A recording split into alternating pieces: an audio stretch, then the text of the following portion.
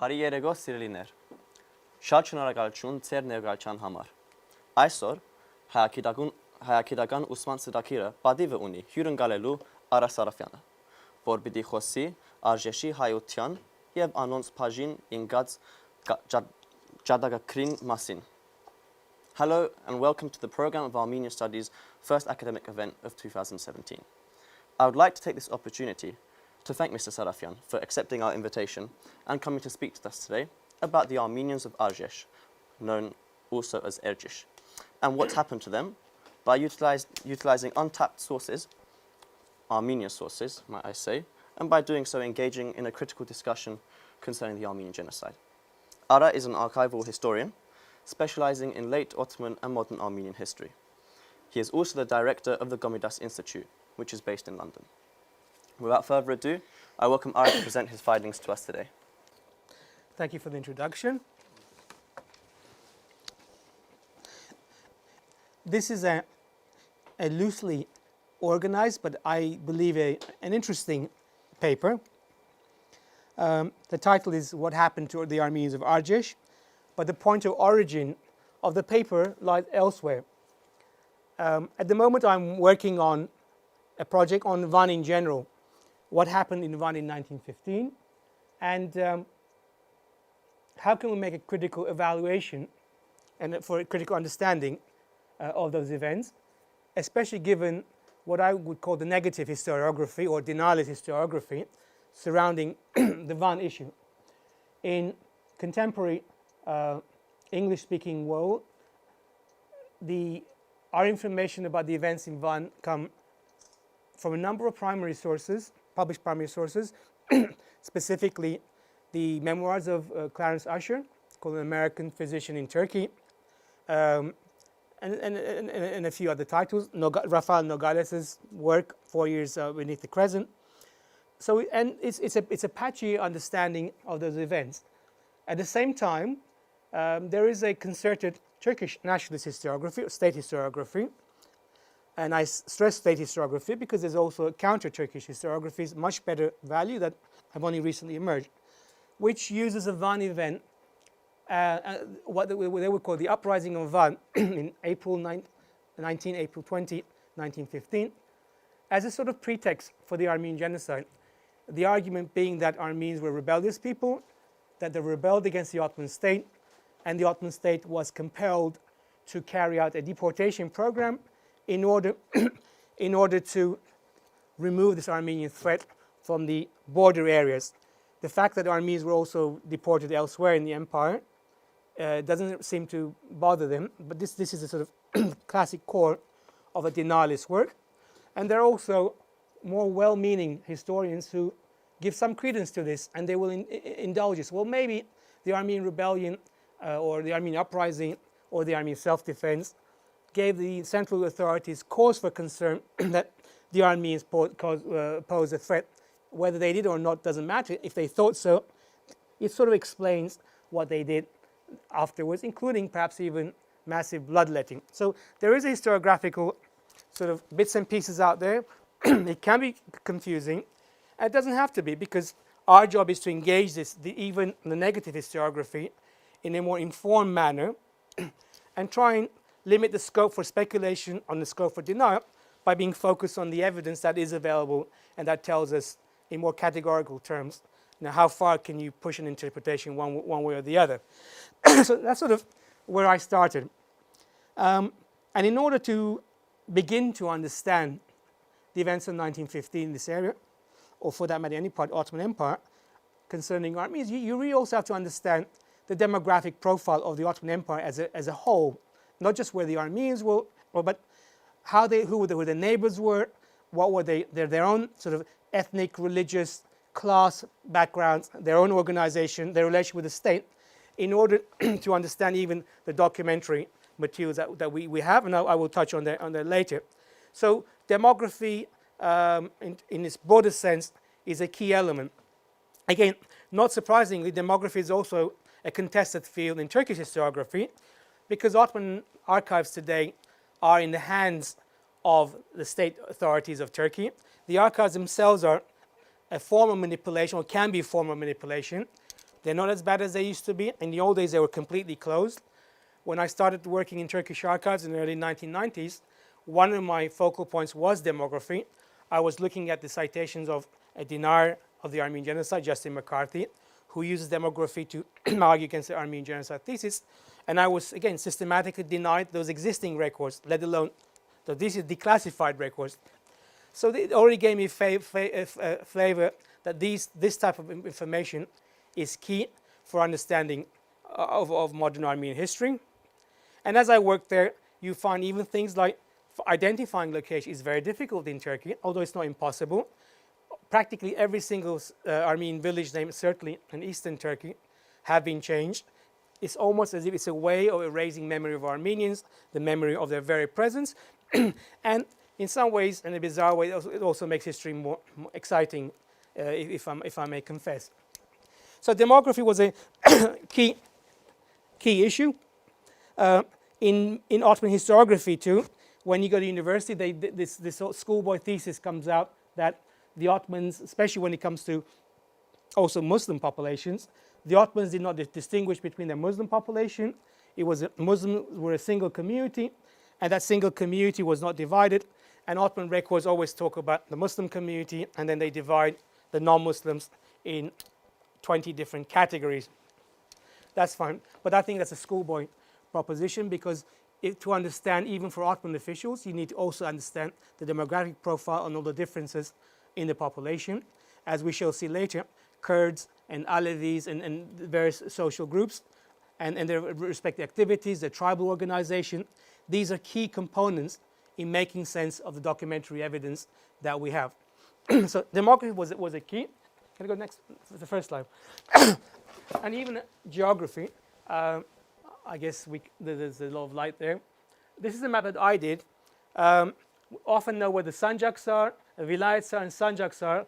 These are the division of the Kaza level. Kaza is a district level, and even Nahiye. Even that type of information is relatively difficult to find. I dare people here go and find Ottoman Turkish maps showing this type of data. You'd be surprised how hard it is to find administrative breakdowns, and then there are even smaller ones, Nahiyes. They changed all the time. Well, but this is for 1915, so if we need to understand what's going on, am I allowed to stand up, or just to give an idea? So if this is the Ottoman Empire, this is Van and Bitlis region. Our focus is on this very, very small region of Arjesh, and so specifically is this part here, right on the lakes, on the shores of Lake Van, where the core Armenian population used to live. It's the most fertile parts. That's where the biggest villages are, and this gives you a sense of space. The Ottoman Empire, the Russian Empire, so the Armenian inhabited areas of the Russian Empire, and the Ottoman Empire, the so-called core communities, although they were Armenians throughout the region, and their proximity to each other. And it also helps to understand that this was during World War I. This became a war front as well, and that was one of the complicating factors that, I guess, informed policymakers in taking the decisions that they did. So this is a sort of the setting. Each color represents one province, vilayet. So this will be all of Bitlis province. This is all of Van province. That's Erzurum province. Erzurum province is actually divided into Erzincan area, which is Sancak, Erzurum itself, and so on and so forth, Alaşkert. We'll put it. And the lower two areas, the green and the brown here? They're simply colored to show where the different provinces are. So this is a sort of administrative setting. Can I have the second, please?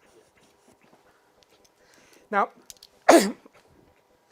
as I was saying earlier, demography is hard, and even our understanding, the availability of records can be problematic. Earlier I mentioned that Ottoman records are hard to get to, although in recent years they've declassified some very interesting records, not for this region. The reason I put this was that in 1902 there was the African Pararam, Panashkarik Pararam, like an encyclopedia, a very good encyclopedia, which gives a lot of demographic data. In 1902, African could only identify 24 Armenian inhabited settlements. There were much more than that, but it gives you a sense that even by the turn of the 20th century, even for Armenians, finding records could have been problematic. Our understanding of Armenian social history at this time and the provinces often comes from Armenian travel logs, people going through areas describing, but there are very few demographic studies or demographic reports from that period, or that matters, secondary studies. There is one interesting survey, population survey, that was carried in 1873. It's not part of the historiography. It hasn't been cited anywhere. This also gives you a sense of where Armenian studies lies today. Armenian studies itself is a backward field. Armenian studies does not address its own concerns and its own priorities. And that's something that we could even discuss afterwards in terms of logically, what are the sort of, if I was a grant maker, what type of grants would I give to scholars to do what kind of work that will beef up our understanding and set the cornerstones for our understanding of late Ottoman Armenian historiography. So one of the which would be demography and geography. But I just put that even Eprikyan Pararam gives this kind of data, and it's not even sure about the population number. But we think that 1915 there were about 10 to 11,000 Armenians there. But 1902, even in this case, Eprikyan couldn't give data. Would you give the next one? That doesn't mean, now unfortunately we can't see here the details. That doesn't mean that the information does not exist. Because foreigners were particularly interested in the Ottoman Empire. And this is a particularly important source that I have for Arjesh, the same area, the village breakdown, according to a Russian military intelligence officer. His name was Maevsky. He was based in Van, and he made a systematic study of Van and Bitlis for military purposes, looking for the geography of population geography, political geography, geography for war purposes, communications. And that information was published in Tbilisi in a massive work, which was also picked up supposedly for the general staff of the Russian army. It was also picked up by the Ottomans. They translated into Turkish, Ottoman Turkish. So it's available, ironically, in Ottoman as well before World War I. And this gives you a better sense of the area, because when Maevsky went around making up his studies, he was very meticulous. Area by area, he stated how many villages were there, how many did he personally visit, very important, and he mapped them. So I think he mapped 127, but he said I think he's only seen like 64 of them. He physically went himself.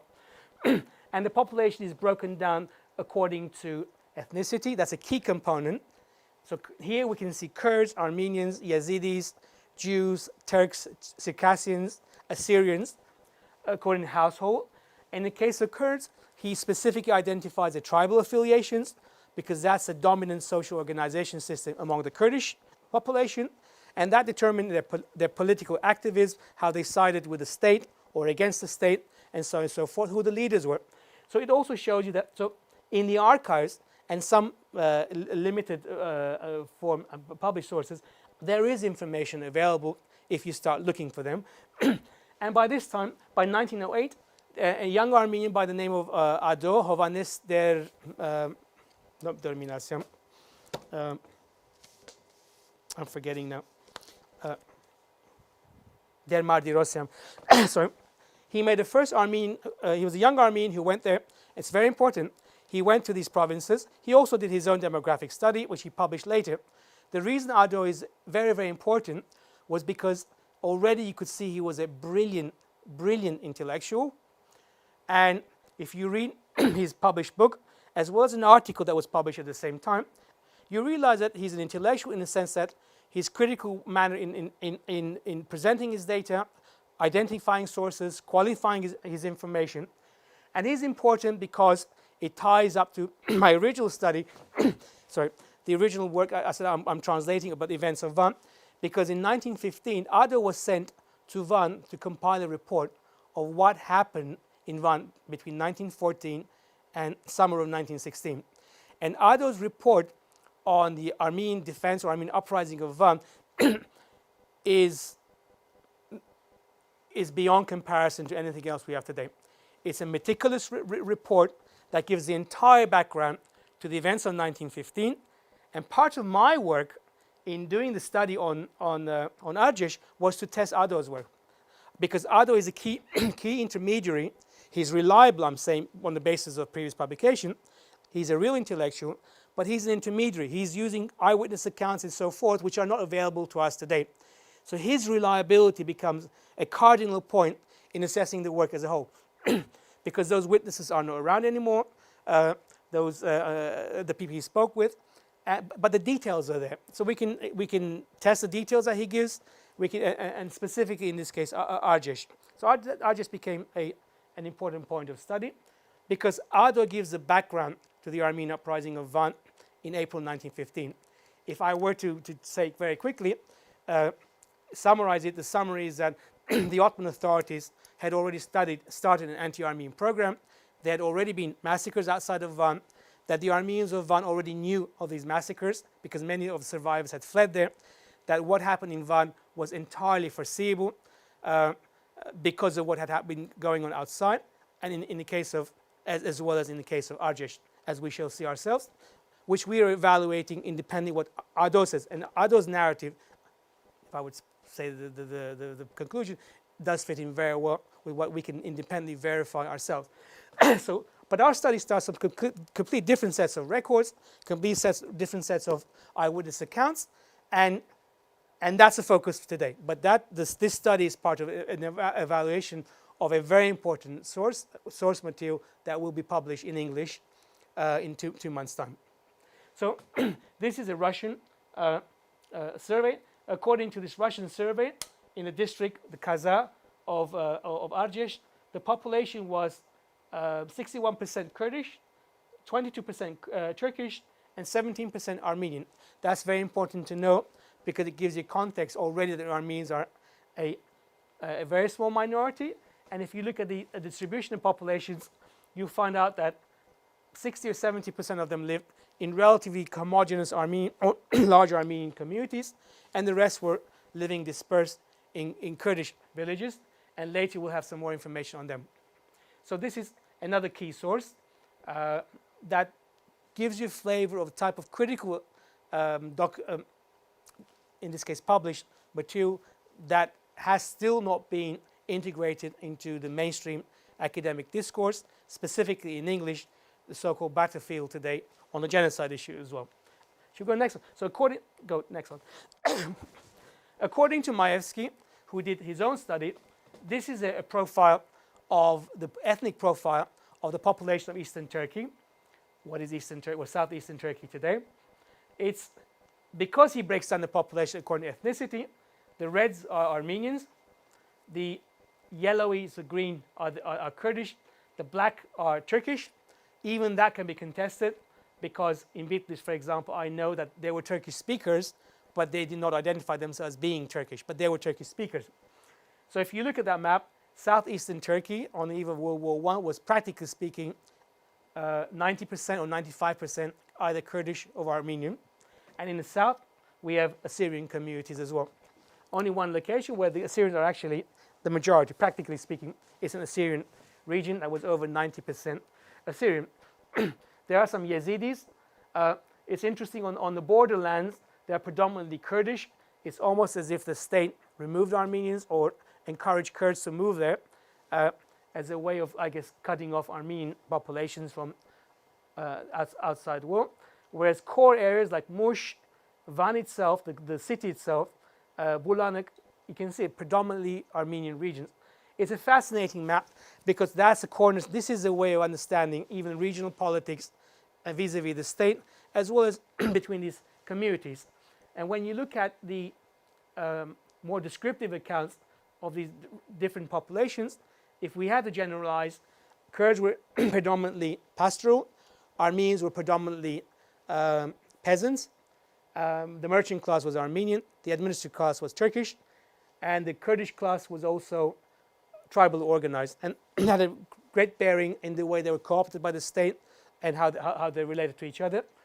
Even things like pastoral and sedentary population, pastoral and settled population, is important because that created, independent of ethnicity, it created specific problems between these populations, because, for argument's sake, the large migration of flocks to Yayla meant that they went to Armenian villages. There will be tensions. Even today there are tensions amongst the Kurdish population.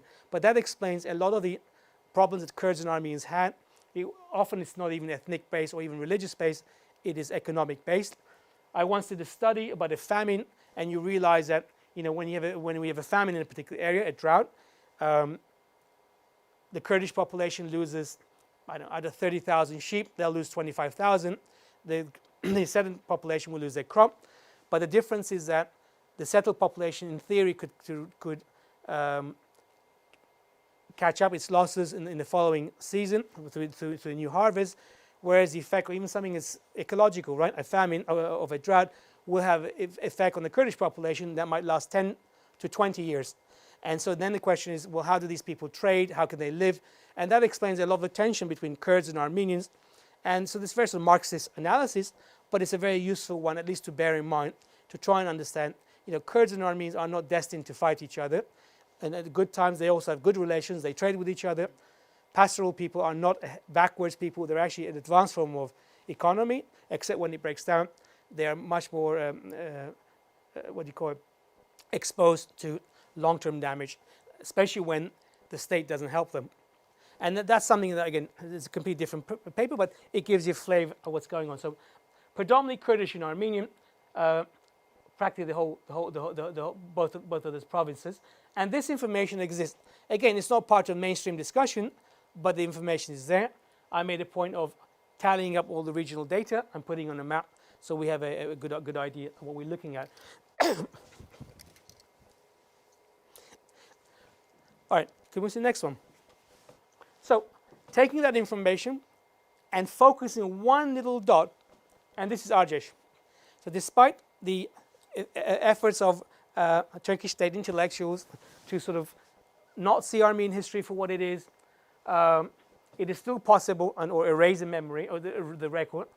It is still possible to identify most of the villages. I still haven't identified all of them, but I have identified most of them, and certainly the biggest one. And what's interesting is that when you look at it, when you map it, you already see where the Armenians, you can even guess where the Armenians will be. Because this is in the lower part of the river system, the alluvial plains. The Armenians were an agriculturalist population.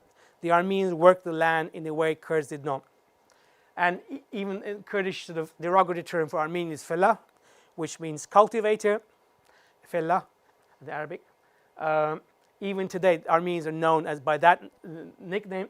And it also explains why the Armenians live in larger settlements, because they're agricultural based and they can support larger population. And they're in the lower part with Erciş, Agans, right in the middle here. That's the administrative center of the town, large Armenian population, and the villages. It's not very much, 0 to 10 kilometers.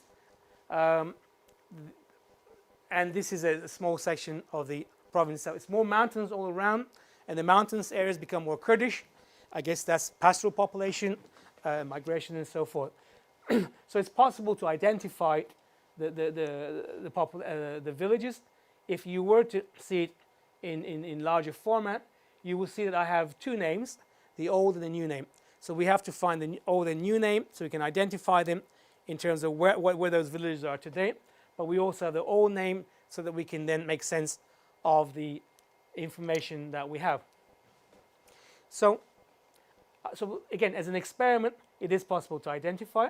Very little work's been done on the Arjesh area, and this is, as far as I know, one of the first full records over the Armenian population laid.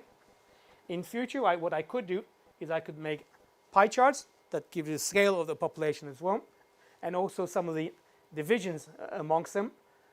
Some of them are mixed, some of them are not mixed, and additional data. So what you can't see here are these little bars. Those little bars are part of are important because that brings us to the next stage of the question that we raised. What happened to the Armenians of Arjesh? In my case, in light of what happened in Van, 19th and 20th April 1915. the way I proposed to answer this question was, having identified the geography and the population itself, is to find an alternative set of data that will give me an independent view of these events in order then to compare it with what Ado himself reports in his own report for 1917. And I found that that material in a publication that came out of Yerevan on the occasion of the Armenian genocide. That was composed of about over 300 or so affidavits. These were affidavits that were collected in 1916 in the Caucasus. So when the Armenians had to flee, or the survivors had to flee the Caucasus, in 1916, 1917, certain Armenian groups decided that it's important to collect evidence of what these survivors had gone through. They might have been influenced by what the British had already done. The famous Bryce report was already out. The Bryce report was also a collection of evidence on the Armenian genocide thesis. In the Caucasus, the information was collected and the affidavits were collected, but the material was never used by historians before.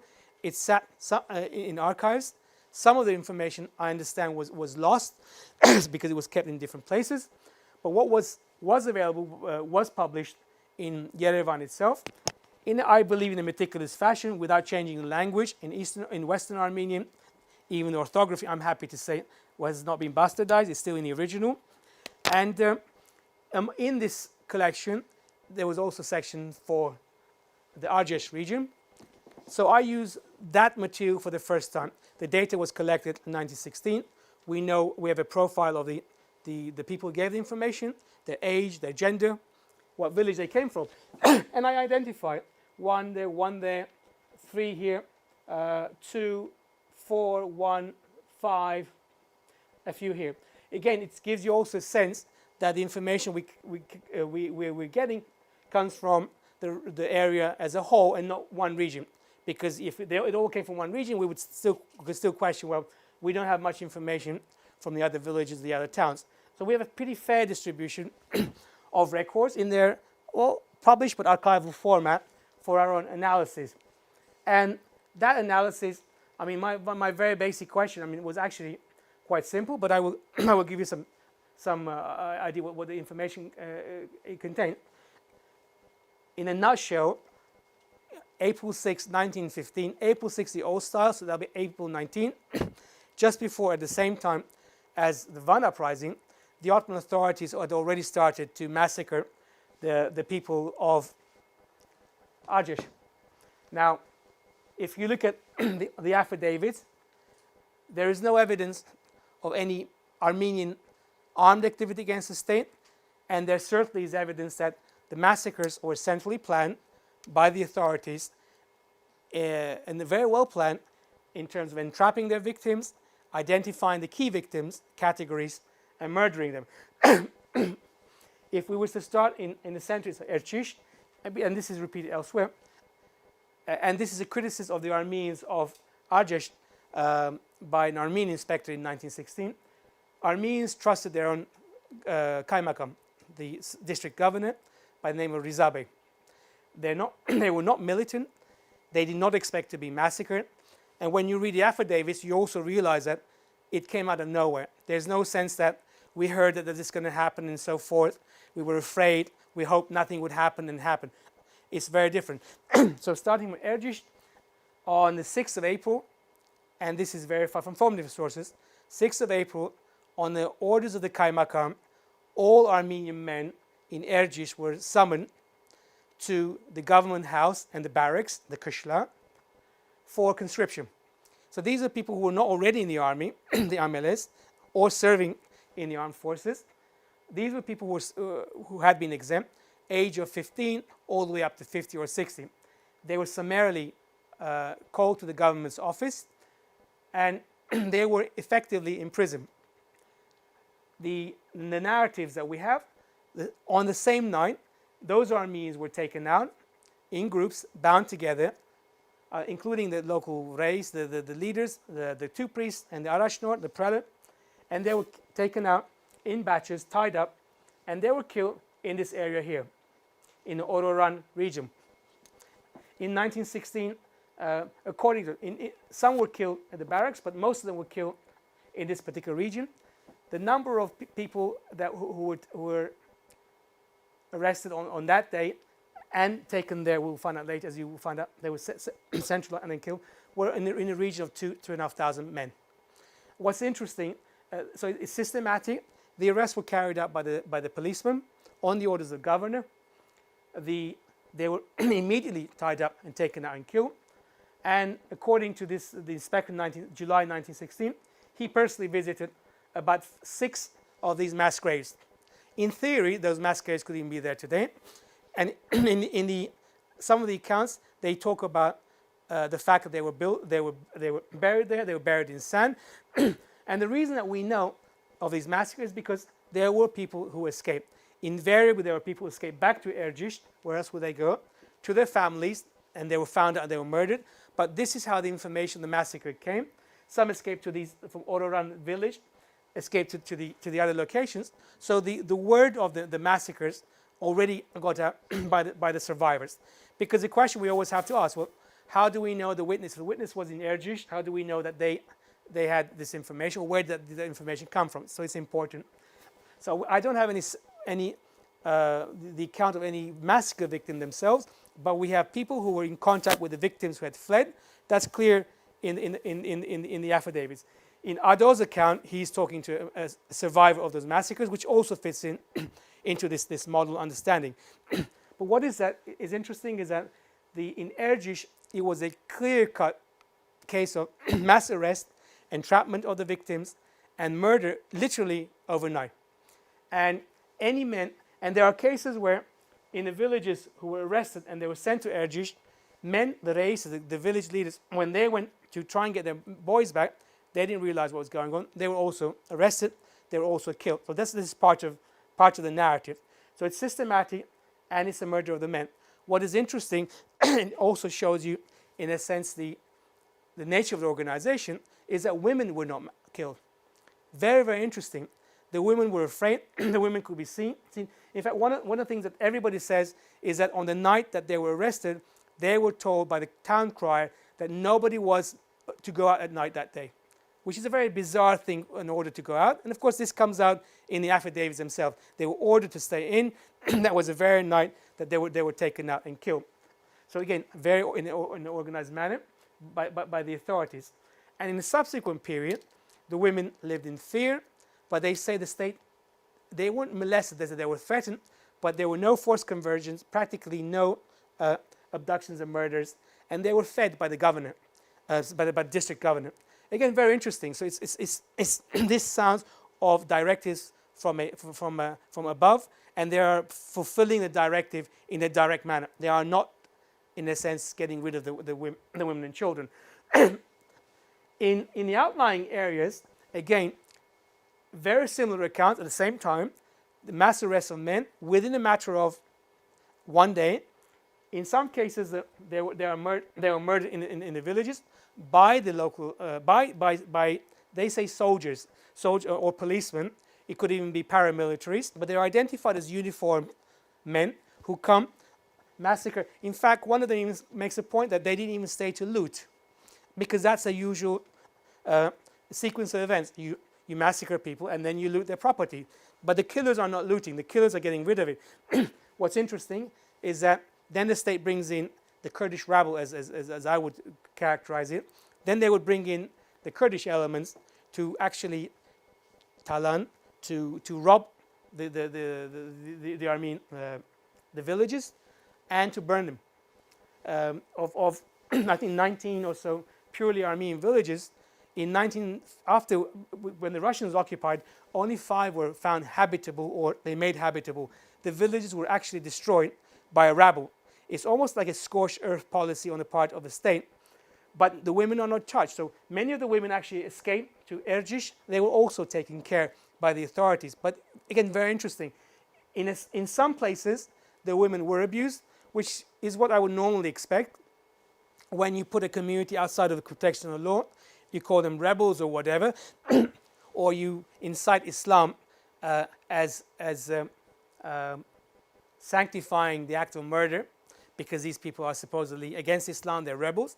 you would expect much more of a case of the abuse of women. There are abductions of women and children.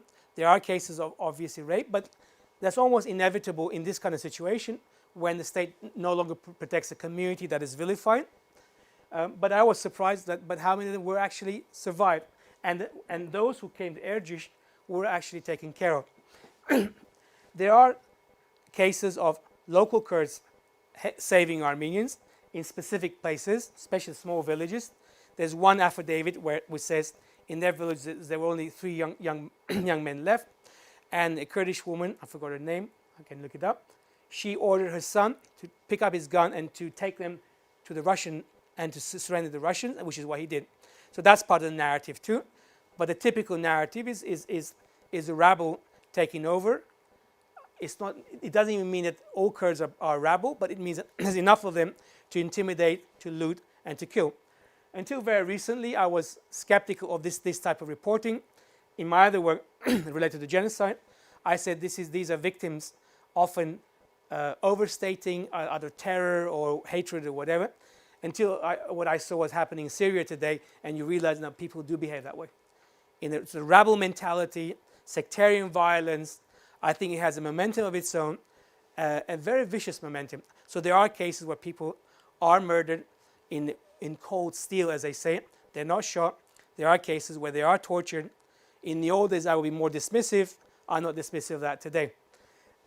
And this is something that, if for oral history, for anthropologists who work there, what you find is if you go to Eastern Turkey, those are the details that Kurds today remember that often Armenians themselves have forgotten. I remember I was in Bitlis 2015, and we had a big event there, like a small conference. And one Kurdish man actually said his memory, he was told by his elders how Armenians begged to be shot dead, but they were shot in their kneecaps. So you think, but why would people do that? That's what people do. I think it's a rabble mentality. It takes over you, and that certainly is the atmosphere that you get in Erciş. So, in a sense, I answered my key question very quickly. I expected a much more complicated narrative, but it wasn't. Just before or the same time as Van, the Ottoman state was already implementing a massacre plan. And in fact, what is interesting is that the way Armenians were murdered in mass here was possibly how they might have been murdered in Van. The Van uprising also started with the state demanding Armenians to surrender all their young men for supposed conscription into the army, with no exception whatsoever. But the Armenians had decided that they would barricade themselves and they would fight back. And it's understandable. And so where does the balance come for the conclusion comes from? The conclusion is that the state had decided to destroy Armenian communities, possibly because the Russians were coming, and the idea was to kill the menfolk. In Van, there was systematic opposition to this. In Shadak, there was systematic opposition to this. Armenians did fight back. The state was not prepared for that, which is why they were successful. And this is what makes Ardo's work very interesting. At this location, there is no resistance. Armenians the only survivors are those who go into hiding. And then there's one case where near Armizon village, the men congregate there, up to 150 or 170 people, he says, and they had some arms with them, and they escaped again to the Caucasus. The natural instinct of the Armenians in Arjes was to escape, not to fight the state, for obvious reasons. When you are the 17% of the population, most of the young men are already in the army or the amele, the labor battalions, and from what we know, they were murdered. That information is not in the affidavits, probably because these are civilians and they were killed elsewhere. So the remaining Armenian population, their strategy for survival was to flee, and those are the only male survivors. In every single case, April the 6th or April the 19th, New Style, every Armenian man who was found was killed in a systematic, organized manner. There were some localized killings, including by some Kurdish tribes that were co-opted. There are and tribal leaders. There's one sheikh named and one mullah, but it's quite possible that until we find more information, they were part of they could have been militias working with the state. But what they all agree on is that it was organized, it was ordered by the state, hence the timing of the murders.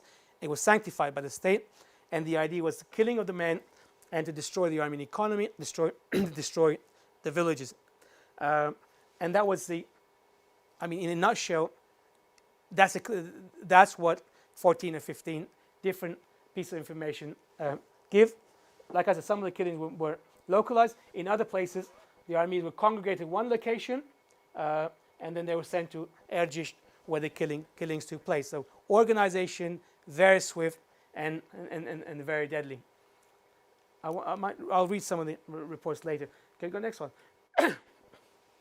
In 1916, so the Russians arrived in Van, May 1915, just after these massacres, about 3 to 4 weeks after these massacres. And there was an Armenian administration, Russian/Armenian administration, until the end of July. And during that time, they didn't expect to retreat back to the Caucasus. The Armenians started to rebuild, pick up the pieces and rebuild the communities. Like as I mentioned before, 5 locations in Erciş where they started to inhabit the Armenians once more. This is a report that was commissioned by the Armenian governor of Van, Aram Pasha, as some would call him, Manugyam, 8th of July 1915. I think that's a new style. And by an inspector, Gerhard Gopyans, who went to Erciş, and he compiled the report. Again, Ado also has a report along these lines because he gives his own figures. We can the comparison, but it gives you a detailed account, and which I have a printout here. Might be easier for me. How much you can see, but here you have the name of the villages. Here you have a description of the Armenian villages. Very interesting. Armenian, Kurdish mix. Armenian, Kurdish, blah, blah, blah, blah. And then it says Kurdish Maraba. These were Armenian landless peasants who worked for Kurdish Arjes, landed lords, effectively. I won't use the word serf, but one could, I guess, analogous. It's interesting that the Marabas, in a sense, the Kurdish Arjes were also hurting themselves. When you kill your own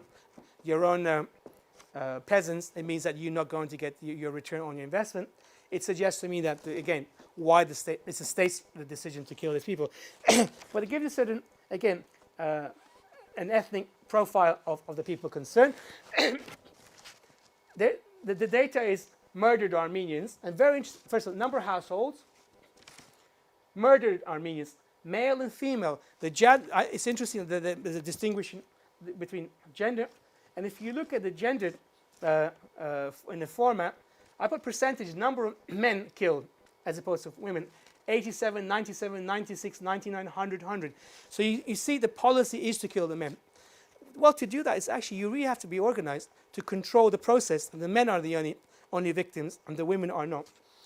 And it goes all the way down for Arjesh itself, the town itself. I think the figure we have, 1,180 men killed in Arjesh. If I were to compare this data with the affidavits might even suggest that the number of Armenians were higher.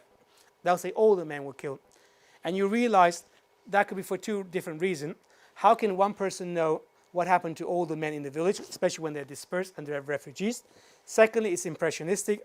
And that gives me a certain insight that the impression of the victim is often, you have to be, you can't take it at face value, because this one gives slightly lower figures. But overall, out of 10,000 Armenians in the whole area, about 3,000 of them, 2,500 of them were murdered. That's primarily the men. And about 500 or so were taken away prisoner or abducted. These are often, in this case, more women and children who are taken away. And one said we can count those being as losses. And men in the army who disappeared. So in a place like Erciş, about a third of them disappeared, according to this Armenian report. And this report is describes Erciş as a particularly high mortality rate. So it gives a sense of other areas. Again, it's lower than what one might expect. So a significant proportion of Armenians were not actually killed during this period. Some of them, I guess, because they've actually fought back. Where they didn't fight back, in some ways they did much worse. But if people start getting worried, oh, what does it tell about the Armenian genocide? Many of these people actually died of famine and disease because they had to leave this area one second time in July 1915 to the Caucasus because the Russian had to go back, had to retreat, and they lived as refugees, and the mortality rate in the Caucasian side of the border was significant. I mean, it was significant. So many of these people were killed after the second, what's called the second retreat of Van, from Van province to the Caucasus. So we have a data, people who murdered as opposed to people who died. Well, I'm not sure what the distinction is. If you die of famine, you know, how do you calculate what is the nature of that death? But again, much more balanced in terms of a gender, male and female, because I guess famine hits everyone equally. In fact, in some cases, more women, possibly because the men were killed. There were more women to die from famine. Number of living people, still alive, male, female total. And then we have conscripts, Bantuks. Bantuks were people from this area who were elsewhere, I guess in the Ottoman Empire or so on. So they could be seen as survivors, and I would think they were predominantly men. And then we have working men as a category, which I'm not sure what it means because the report doesn't explain. When I did the calculation, I also did my own sums. There are lots of places where there is no information, so he identifies that. I also did my own sums, and often there are discrepancies in the additions, not big, but 40, minus 40, 250, so forth, which sort of gives me a sense of authenticity about the record itself. You know, it's not like someone's, if this was a contrived report, it would be much more accurate. And often what I find is when you read these documents, we don't think of the fact that when people do statistics, there can be inaccuracies through human error, through transmission. I worked on once on a population of Erzincan from 1873 document, and there's a published version, was interesting. But I found the archival version, the original, the demographic data that was sent to Constantinople and it ended up in the report, and I realized that there was a major error in there. And obviously it's not on purpose, because so these errors in a normal context will always seep into documents, so one always has to be cognizant of that, and there's something authentic about that. So anyway, that was part of my role. But what's interesting is that we have this in case of Arjesh, we can make categorical statements about the killings there, about the killing rate there, and different categories of victim, as a little case study of what happened in 1915. Now, regarding the actual, regarding actual evidence itself, the material varies. In terms of age, witnesses are anything from 12 years to 80 years old. A significant number of them are women, which is good. Very different perspective, and perhaps not surprising. Some of them are incredibly detailed, with very good information. Others are very simple. You can say these are the peasants. Some of them couldn't read and write, so there's a second person as witnesses to their statement. So it's done in a very, very interesting manner. And we have the paperwork that goes with how the information was collected. What were the common questions that were asked to everybody? Starting with the village, the size of the village, the person's personal background, mobilization. How was mobilization affected in your area in terms of conscription, in terms of tekalifi harbiye, war taxes, because war taxes was a way of undermining communities. It became a problem. Armenians who were conscripted into the labor corps, not into the army, the amele taburları, the conscripts, they had their interesting category because they disappear. They're in the state custody. And then what happened in 1915, and so on and so forth. So there's an order to the way the information appears, but some of them are very, very simple. They just go to core issues. And again, it's part of authenticity. And so it's possible for the same area to have four different witnesses giving different perspectives, but the corroboration is striking and interesting. All right. Hajadur Abrahamian, Pertağ. Pertağ is to the west of Erciş. 41 households, 350 people, and 164, I think, Muslims. 2 days before the fighting in Van, interesting that they had an inkling, or maybe it's because afterwards the thing. It says policemen called the conscripts from their village from 15 to 55, from Ahsaf village, Kansak village, Dilan, Panon, and Pertağ. And so the Armenians were collected from the surrounding villages in their village, or Pertağ, and they were taken to Arjesh. So there were no killings in this particular area. So they were collected in a methodical manner. In Arjes, about 3,000 Armenian men were collected. Of course, the other question we have to ask is, how does this person know that? This could be knowledge that he got afterwards, because he doesn't explain. But about 3,000. April 6th, taken in groups and killed in Ororan River, which is about the same area that others say. And we know that there are many mass graves, so there are many cases of massacre. Well, one survivor, Nazar Nergararyan from Moy village, which further to the north, was wounded in several places, and he came to Pertağ. Pertağ is on the way to his home village. So the local Armenians found out about the massacre. People had been hiding. The men who had been hiding then fled to the Chamshahar location called Chamshahar near Armizon. So we know where Armizon is. Chamshahar we don't know yet, but we can find out. So they were gathered there with others, with about 175 people. I think I alluded that to earlier. And those 175 people then had some arms with them. So that's interesting that they did have arms, and that they escaped to the Caucasus with no problem. It's interesting that they hadn't escaped beforehand. So these people chose to stay in this area. They did not feel a need to escape beforehand. But when they had to, the men escaped. They had 50 rifles and 40 revolvers, and they fled to Alashkert and the Caucasus over 6 days. And it says, Kurds afterwards raided the village. They killed the elderly men, which is, again, surprising. Why would you kill elderly men? And they pillaged the place. The remaining population, was taken to Ansav and Plurma, which are Kurdish and Turkish villages, where they were fed. Again, very interesting that they were fed. About 10 boys and about 10 grown girls and women, and about 20 young girls, interesting categories that they distinguish, were taken away by Kurds, Turks, and officials. Some or all of them were released after the Turks themselves fled, which is about 4 weeks later. Again, they weren't killed. In this case, they were released. This is a sort of narrative that you rarely find and this, in elsewhere, but here we have, because they're being asked specifically. Azliv Tomasyan, 12-year-old girl from Arsaf village, which is near this place. He says, the leader of Hovan Ghazarian and 3 others went to Arjesh on April the 6th to bring back the arrested youngsters. So they were arrested, they were taken to Arjesh, and these guys saying, why were they arrested? We need to bring them back. However, they were also arrested, and Reis Hovannes witnessed the killings, but escaped and came to his village. So Reis Hovannes is a person who's informing the village of what had happened. We have to account where this information comes from.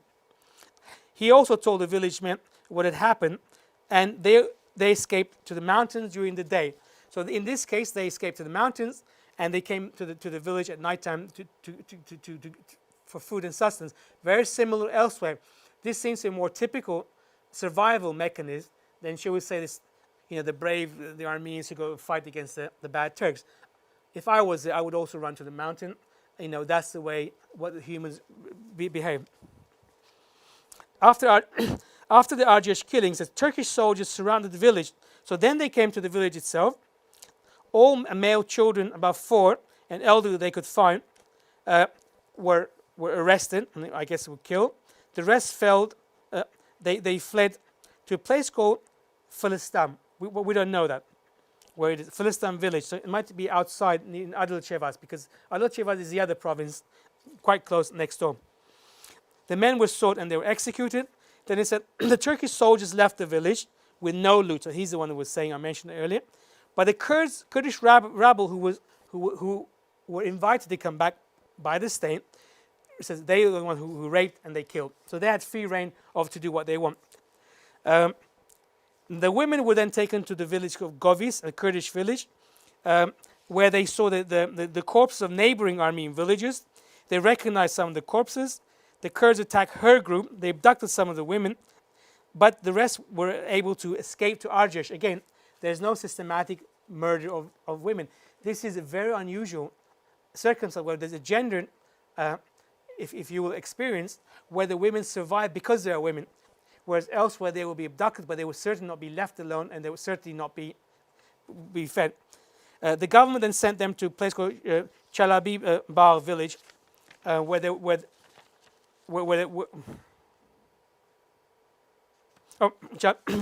village.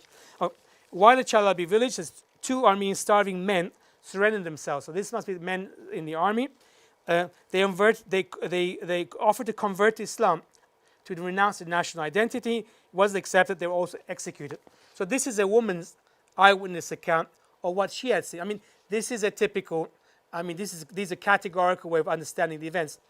We can quibble up the numbers, but it's clearly the case that the state has decided to murder the men, and the state has decided not to murder the women. And by and large, that policy is being enforced. Women are abused in certain circumstances, but killings seem to be very rare. Abductions, well, technically, I guess abduction is not a murder, so maybe that's why it's considered acceptable. So we have this type of information. I'll give you one more. Hagop Vartanyan from Plurma, April 7th, again the same day. Others said 6, he said 7. He says Nuri Effendi of Arjesh, an officer, and 100 soldiers tricked the Armenians for protection. They said, we are here to protect you against the Kurds. They collected about 150 men. They were taken to Mehmet Effendi's property. I guess he was a landowner. Midday, all the men were taken and killed at the village stream. So here the killings were localized. Hagop Vartanyan escaped. Also Zako Muradian, 18-year-old, also Vartanyan, hid in a well and survived. So these are the key intermediaries. So this is where the information of the actual killing is going to the witness himself, who is conveying it to us. He said 3 more escaped, but the names are not given here. So this is, obviously I'm summarizing it, but this is a type of affidavit that we have that has never been integrated or studied into our own existing historiography, and it makes a very good critical counterpoint.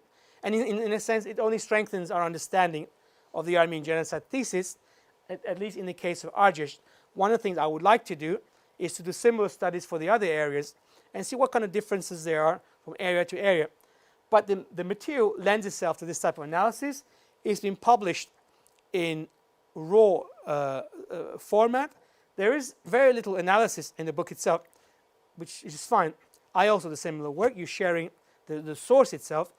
Then it's a question of general historians or people working on specific aspects of history to utilize this type of material. And although these records have been available for 2 years now, unfortunately they are not part of the historiography. And this is something that I mentioned earlier. Modern Armenian history, there is no, it's patchy in terms of research, in terms of priorities, even though there is a plethora of records, archival and published, that simply is sitting there that can answer these questions if we want to have a voice. So I'm speaking from someone who comes from within Armenian studies. If we want the Armenian narrative to be known, in a sense, we need to set our own agenda or what are the key questions that we need to be answered, rather than allow the information to remain in the dark and people simply speculate about, well, what happened, what didn't happen, we think, and so on and so forth. We deserve better than that, and we should be more critical as public intellectuals, as students, of what we expect from our own peers or the so-called establishment within Armenian studies in order to take the field forward. Much of our history hasn't been written. It has not been written in a critical fashion. And that's a challenge for the new generation. And I think a university is a place where we should raise these issues and talk in terms of, where do we take the direction within Armenian studies, what are the priorities, and what are the possibilities? Because what you don't want to do is ask a really interesting question and then tell the poor Raphael there, why don't you go and answer that question, and there's no material to work with. That's another matter. But that is not the case here. The material does exist. It's a question of getting people and the resources, intellectual but material resources, to do this type of work. For me, this was about, after I decided to do this, about 5 days of work. A lot of it just very meticulous, finding the places and so forth, but it's very doable, and this is the bedrock of future historiographies and future understanding. Rather than leave all this out and simply speculate this way or that way, yeah, you might have a good time in the university campus, you sort of half answer a question, we think blah, blah, blah. That's not acceptable, because we can answer these questions and we should expect more. So this was a case study. There is a lot more that can be done. And I like to stop on the note that it's entirely up to us how far Armenian study goes, but there is certainly room for improvement and there's materials to work with. So I'd like to stop there, and maybe we can turn this into a question and answer session. Thank you.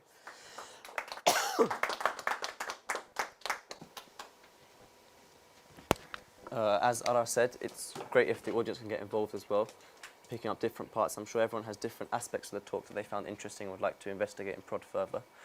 So if you have a question, please just raise your hand and I'll take them one at a time.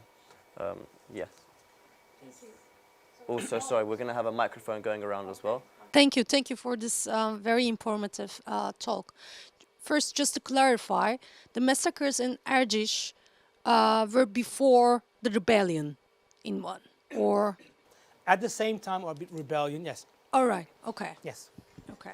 Because at the beginning of your talk, you actually stated this argument that actually there were massacres before the rebellion. So the rebellion cannot be an excuse, quote and unquote, for the genocide. So, but this case study is not related to that argument, as far as I could understand.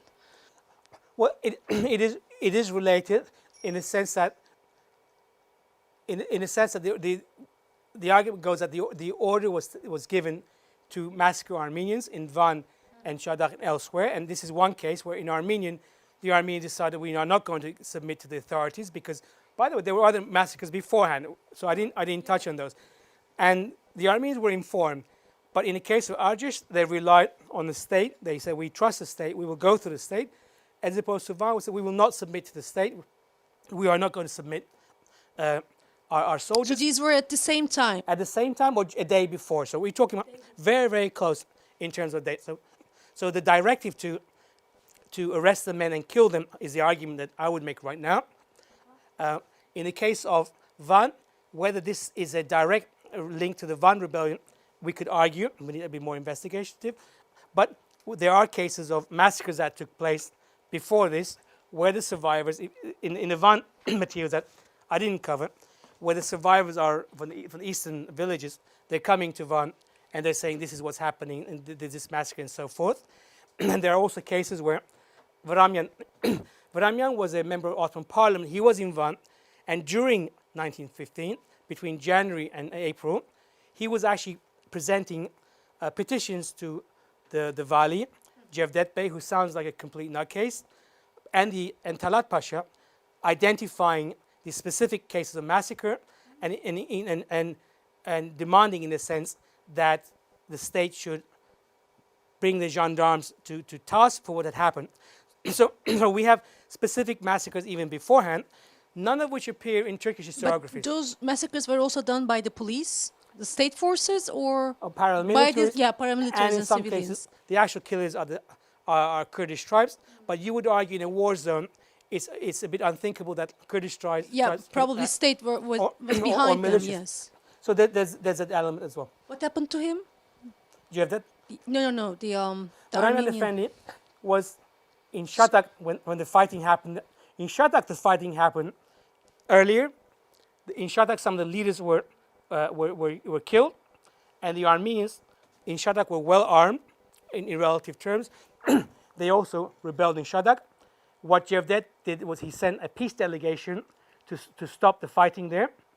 The peace delegation included two Armenians including Vramyan Efendi, the member of Ottoman Parliament, the Armenian policy this time was not to give in to provocations.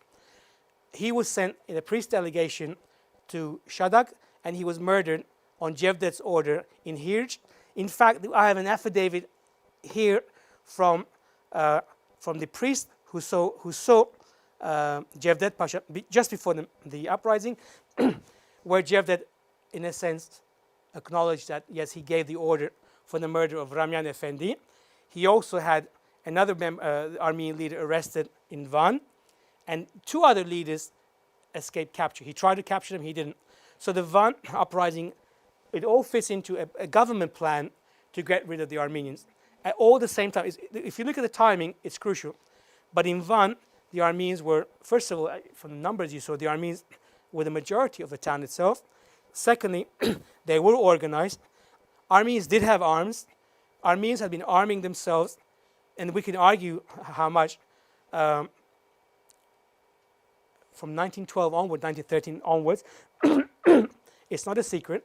Their primary objective was to arm against Kurds because they had local problems. And again, as we saw earlier, it's a Kurdish-Armenian issue with certain tribes. And if you look at the organization, the plan was to organize villages. So it's local organization with only a few what they call mobile units.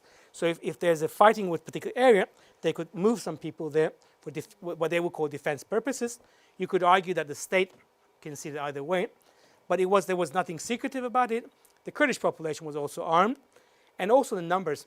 So in Ottoman historiography, these armed groups they blow out of proportion because they want to cast Armenians as rebels. Well, certainly we can't see it here.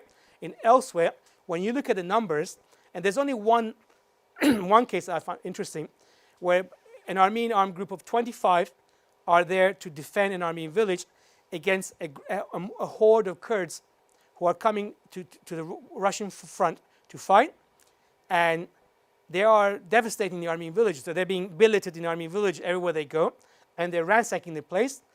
And these Armenians decide not to let them to go in this particular village. The number is about 25 people, and then they start a fight. In Ottoman historiography, this is the only thing I found declassified from Turkish military archives, Ankara. It says 600 Armenians, a force of like 600 Armenians. It's a ludicrous thing to say in a village that doesn't have, 150 people in it, that the Armenians can muster 600 people and to bring them there at the wartime without being caught and to attack this particular group. Okay. So you realize, now I know why it's been declassified. I think it's part of a vilification campaign, that kind of reporting. And it's one of the few cases where we have an Ottoman report and we have the Armenian account of that, of what happened at that particular location. But all the others, including what happened in Arjes, there are no Ottoman records accounting. Even the order, arrest the men. They're all troublemakers. They're all fesatures. We have to do what we have to do. We have to get rid of them. If you want to, what was the order? But it's clear that the order was being implemented by state authority, by the Kaymakam and by the armed units of the state. That is clear. But those orders are not in any form. There's no indication from Ottoman archives. You could argue, and some people might say, they perceived a threat and they decided to get rid of all the men. As cruel as that is, in wartime, in a desperate situation, that's what you do. For argument's sake, you can try and make an argument. But there's no evidence, there's no discussion. And yet, in Ado's work, we have precise dates of operations against villages, who was involved on the state side, what was the Armenian response. Often they would fight and they would retreat to the mountains. It's a defensive operation. And I think this is a discussion that Turkish nationalist historians don't want to have. There's a good book called the Van Rebellion by a group of Turkish historians and Justin McCarthy that tries to make the argument that Armenian rebellion Van completely contextualized Armenians as rebels from 1912 against the Ottomans. They gave arms and so on and so forth. There is no discussion of what happened in 1915. None of them. There are no discussion of any of the village massacres. There's no discussion of the background material. It's so crude. And that is, of course, what the Turkish state would like us to believe, and it reflects Turkish nationalist historiography. In the interest of Turks, the best account of Van uprising is done by a Turkish scholar, a Kurdish scholar, Turk Yilmaz. He has been published yet on Van. He's a brilliant scholar. Yektan, you know him. Brilliant. He knows Armenian. He learned Armenian. He knows Turkish. He's a good scholar. If anything, he's coming across being even pro-Armenian. But he knows his material. Yektan is the only person I know in the world who's done a good job of it. Turkish national, but Kurdish. On the Armenian side, Ado's work, 1917 publication. But since then, there are some memoir literature about the Van uprising. There are amazing memoirs published in the 1930s in Hellenic. But that also is not reflected in historiography. Again, it reflects on our own backwardness and a failure of Armenian studies in the English-speaking world where it will stand. So this is something that we have to keep flagging, saying it is not acceptable. The historiography is lagging behind our potential, and we need to raise the debate, both first for our own understanding, but even, if you will, for political reason. If you want to fight denial, forget about truth, this and the other, you need this kind of level. The best way of dealing with denial is not shouting louder than the others.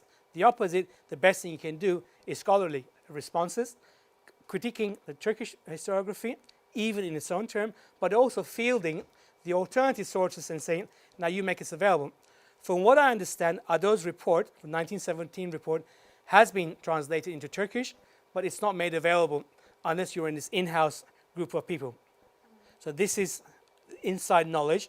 So they know. So the denialist strategy is more knowledgeable in many ways than the so-called legitimate scholars. They know what issues to avoid, what issues to focus on, because they want to get to channel the debate in a very specific direction. And what they don't want to do is acknowledge alternative sources, such as I've referred to here, or in the case of Ado's work. If I'm advertising here, Ado's work will be coming out in English. March and April, we will launch it. I think it will have certainly a major corrective to the debates at hand. No doubt the denialist historians will simply ignore its existence. That's what deniers do. The deniers, by definition, do not engage. So denial is not about disagreeing about historiography and then giving a counter thesis that acknowledges this but says, yes, this is how we interpret it. Denial, by definition, is excluding relevant information as a key element of a strategy of non-engagement of factual material. And then once you do that, you can make up whatever you want, or you have your contrived archives that you can selective citations and focus on that and say, well, this is the alternative. It's not the alternative. It's not acceptable. But I think, as far as the international scholarship standard is concerned, the denial scholarship is very poor. Yes. I'm not a specialist of the Yes. field, but we have now a massive literature on, countering their arguments in English. I mean, even if you just only take works of Taner Akçam, for example, I think he demolished all the denial argument completely, in my view. With all respect to Taner, I wouldn't say demolished. There are some good criticisms of Taner's work by denialist circles. And I'm only saying this supposedly for balance. But yes, Taner has raised some legitimate issues, but nothing on par with what we have here. Okay. And there is still a significant denialist literature that is still floated out there, but are still being cited as if legitimate. And there are newcomers. Erciş is one of them, a military historian. He says, I will look at this from a military dimension. And he simply chooses to buy into the denialist position. He tries not to use alleged genocide, but it's clearly where it's coming from. He validates the military archives, to which I don't have access to. And the military archives are still being... Military archives in Turkey. In Ankara. Of course. In Ankara. You can't have access, of course. Yes, but if someone like Erciş is using that, and I can't have access to the same material, I think his work, he should not be using it. And I'll be very honest with you. I have access to Armenian language material. No, I think he should be publishing the document itself. If he has the access, then... Not even that I won't accept. What I will say is that if he's a real scholar, he should make an assessment of the archives, military archives. He should say, in the military archives, we have a selection of documents that have gone through a particular mechanism of declassification with huge gaps between them. We don't have the original classification system available to us. We're not allowed to make an overall assessment. What we are simply expected to do is to simply reflect on what is presented to us in those archives. And that means that they're compromised. In many ways, these are compromised materials. And especially and the fact that Erikson is not even saying that makes the question even his interpretation of the available materials, right? So we have to, I think it should be basic standards. I've had access to the ARF's Taştaksagan archive. There's very interesting stuff there. I can write all kinds of amazing articles, but I choose not to, because unless that material is also accessible to my detractors, even deniers, in some ways, it weakens my own argument. So I don't really focus on that. We need to have equal access. This should be ground rule. Equal access to all the records, including the ability to scrutinize the archives themselves. Because clearly they are selective, even the Başbakanlık. But Başbakanlık is selective, but there's still a lot of good stuff to work with. And what is available to everybody. In the military archives, that's not the case in terms of access. And then, once you have access to the actual documents, that's the way the Başbakanlık used to be. In the early 1990s, I would ask for a document, and they would tell me, you can't see that. Why? It's a konu dışında. It's outside your subject. I said, well, let me decide whether it's outside my subject. Or zuhur etmedi. We couldn't find it. There was a systematic way of even not giving you access to the catalog material. I mentioned Justin McCarthy. One of my earliest work was to scrutinize his work systematically from the Yıldız Esas Evrakı. I was not allowed to have access to his key citations in his own, what I would call denialist argumentation. And the archives were then, not only is it sifted through, but then the archivists are then creating another layer of censorship, if you will. That has been removed now. And the Başbakanlık is very useful. Başbakanlık can be used critically, like as you say, Taner has used. I've used it as well. But the military archives on which Erikson chooses to rely on are not accessible. So it's very convenient for someone like Erikson to cite material at face value, especially when there's good reason to say he's the wrong person to make that judgment, even what those pieces of documents reflect. We have to say it's about equal standards for all, including deniers. I want deniers to be sitting there. I want the deniers to be sitting there and to give an answer to this. But a denier, a professional denier, will not do that because they don't want to engage this level of discussion, the documentation, even from Ottoman archives. I have some key case studies on this. One of them was concerning Yusuf Saranay.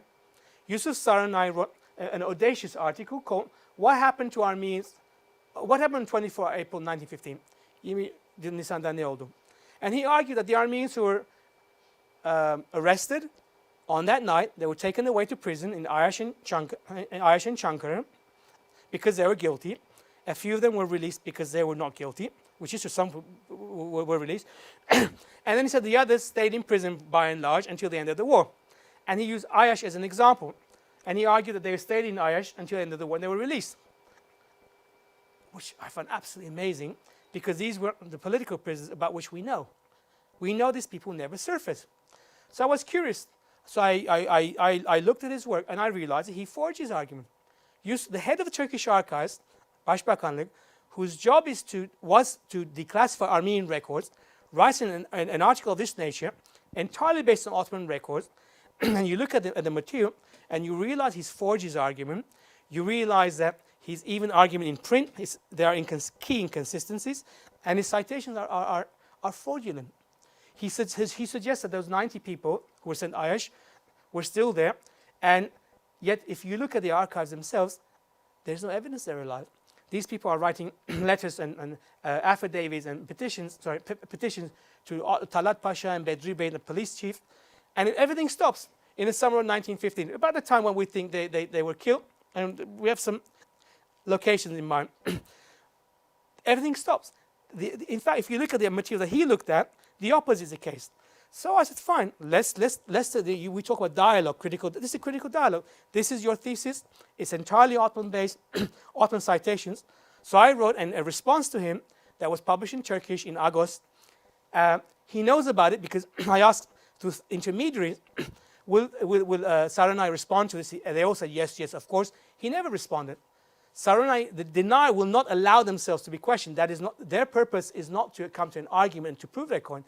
Their purpose is a political agenda from a position of strength to mislead third audiences. The last thing they want to do is a critical engagement and some sort of resolution based on material evidence. That is why we call them deniers. There are people I disagree with, but I don't call them deniers. Ragnar Nice. In fact, we published his book because he makes he makes a genuine attempt to engage these issues. Some of the stuff he says is denialist, but he's making on the basis of evidence, and you can talk about it, and he will say, yes, actually, you're right. All right? So I don't call him denier. He has every right to question the Armenian genocide thesis. You should be allowed to question the thesis based on material research. That's where my personal conviction comes on this issue. But I dare Turkish nationalist historians to say the exact same thing. That's not the case. Turkish nationalist historians, like Halaçoğlu, like Kemal Çiçek, they know what the score is. They're guided by that knowledge in avoiding the key to Justin McCarthy, Heath Lowry.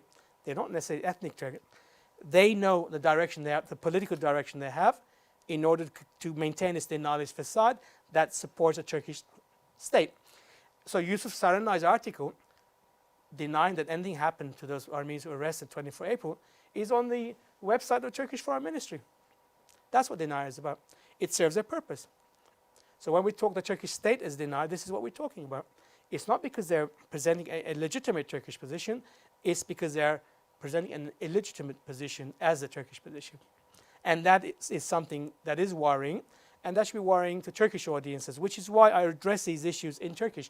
I think ordinary Turks should know, because many of them actually believe what they're being taught.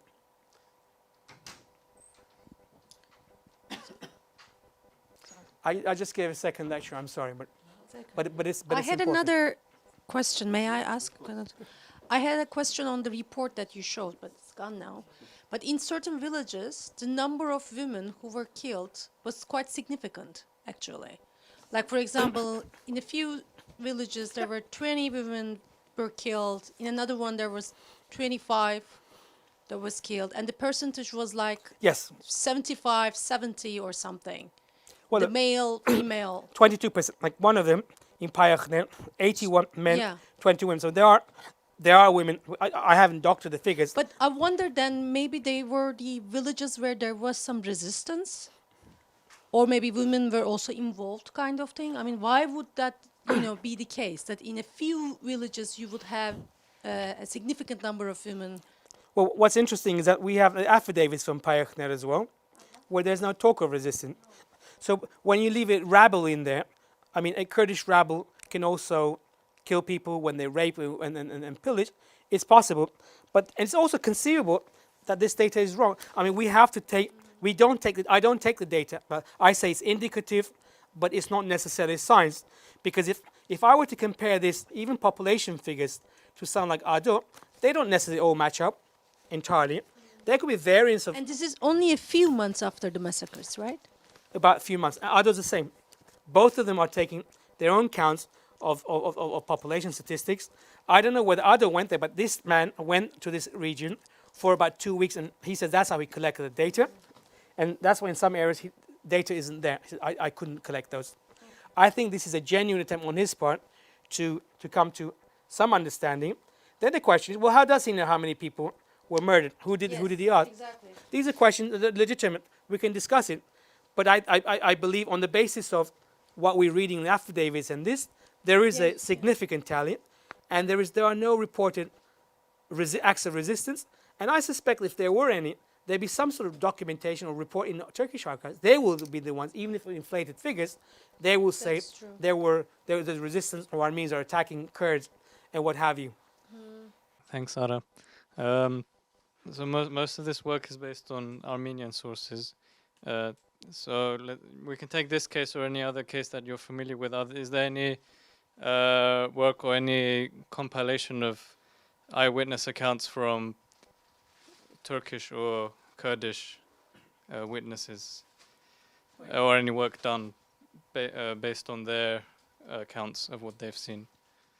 Well, there's some Americans, for Van, I mentioned the missionaries that give their own accounts and their own numbers.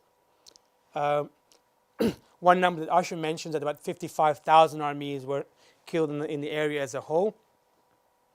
It sounds like a lot to me now. If 3,000 were killed in this area, and this is a particularly bad area, I don't think there were 150,000 Armenians in Van area as a whole. So we can use it critically, but there are some Americans.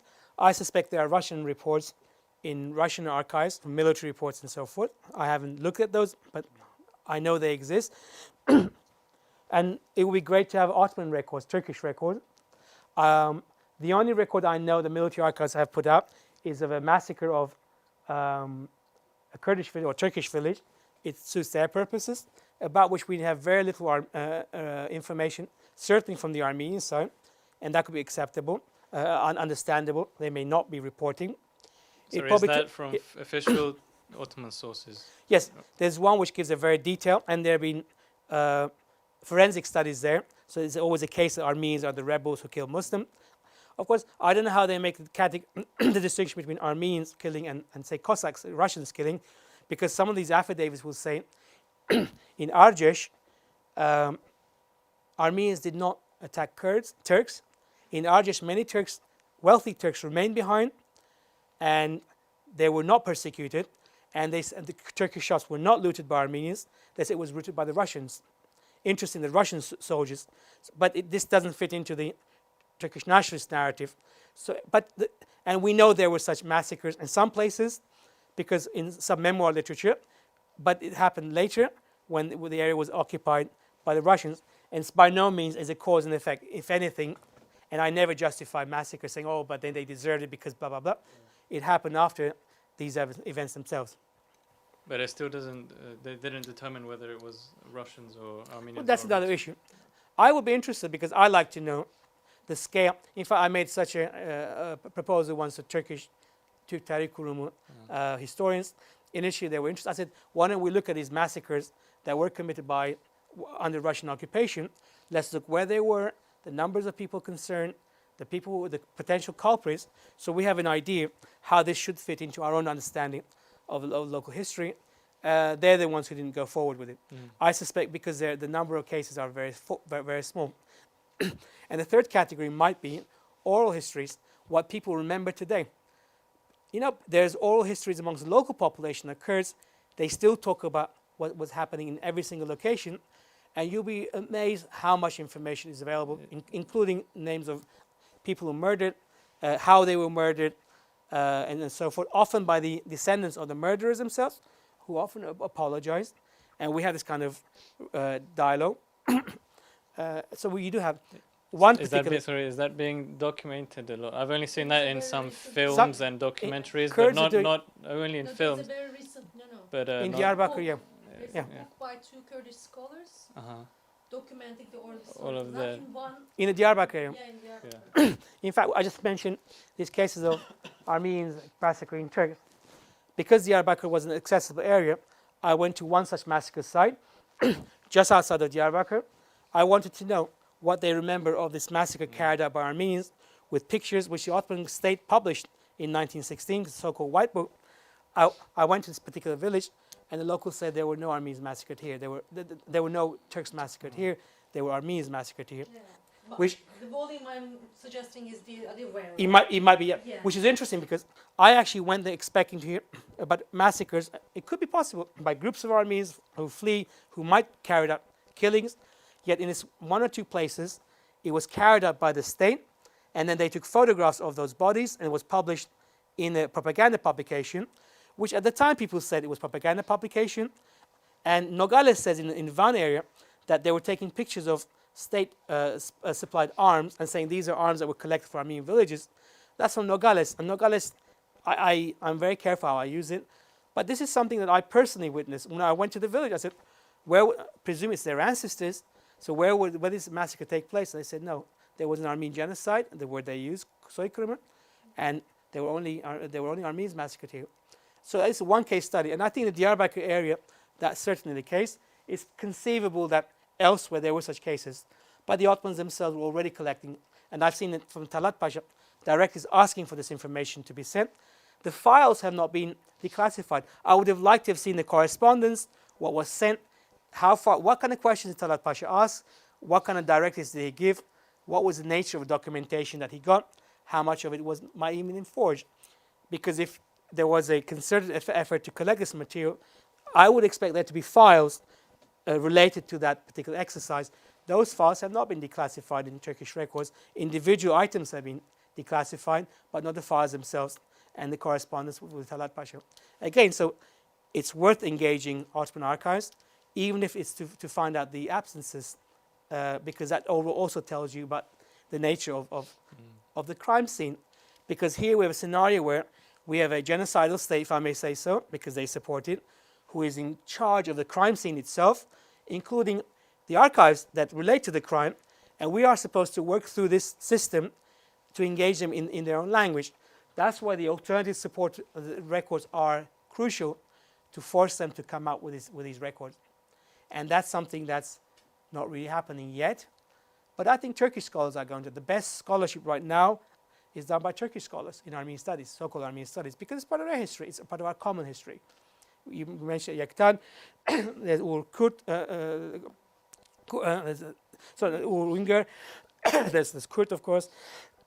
And I just went to a conference, I gave a paper in Berlin recently at Humboldt University.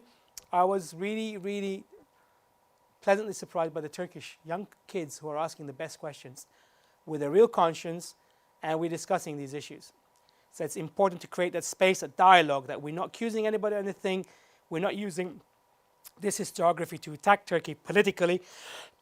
And there are such people. There are Armenians who want to instrumentalize the genocide issue for political purposes. It's important that so we're not part of that, we don't support that, and to create this middle ground where we're looking at the history for what it is, to reflect on it, and then in a sense to chart a better course forward for all of us, because we deserve better. And there's still such a constituency in Turkey, and that's the center ground in which we're going to resolve this issue.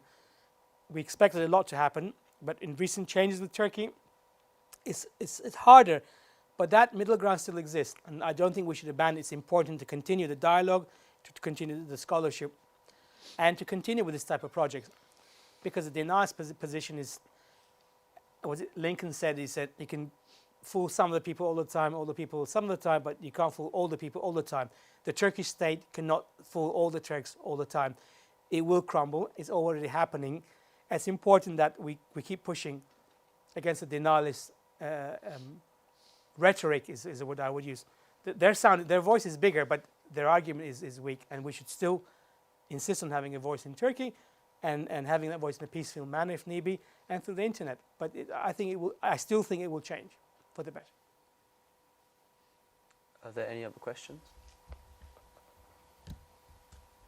If not, I'd like to say thank you very much once again, Ara, for presenting this really, really interesting take on it, especially your discussion with new sources, how they're instrumental and they're very, very necessary in this critical engagement. I hope you as the audience enjoyed this talk, and those who are watching online. And until our next event, I say thank you for your attendance. Thank you. Good night.